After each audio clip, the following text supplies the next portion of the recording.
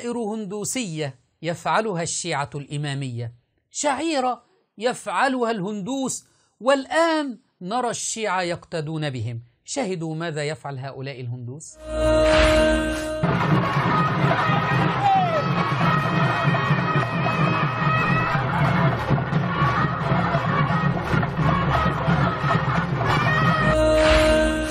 الآن سنرى السلقلقي ياسر الخبيث يزعم أن هذه الشعيرة عظيمة، ويدافع عن هذه الشعيرة التي يفعلها الهندوس وهي المشي على الجمر، ويقول أنها تعينك وتجعلك تصبر على العبادة. شاهدوا ماذا يقول السلقلقي ياسر الخبيث.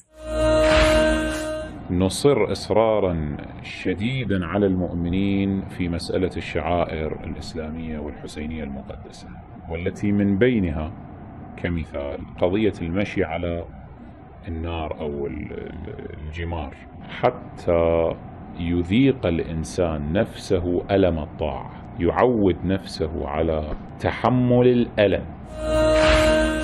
تعينك على الصبر أيها السلقلقي، أفلا تدلهم على قيام الليل أو على الخشوع في الصلاة وهذا يعينهم أفضل؟ أفلا تدلهم على كتاب الله تبارك وتعالى؟ تقول لهم تشبهوا بالهندوس حتى تصبروا؟ أعوذ بالله. الآن سنرى كادر فريق قناة الفدك وهو يفعل هذه الشعيرة. قناة فدك الكادر من هؤلاء الذين يعبدون الحسين رضي الله عنه، الذين هم أتباع للسلقلقي ياسر الخبيث، يقومون بفعل هذه الشعيرة التي يفعلها الهندوس ويزعمون أنها شعيرة حسينية.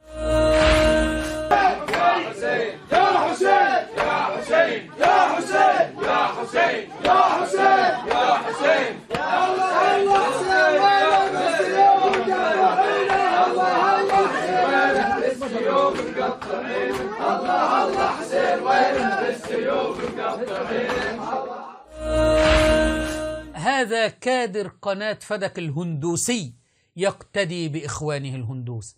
شعائر حسينية أم وساوس شيطانية؟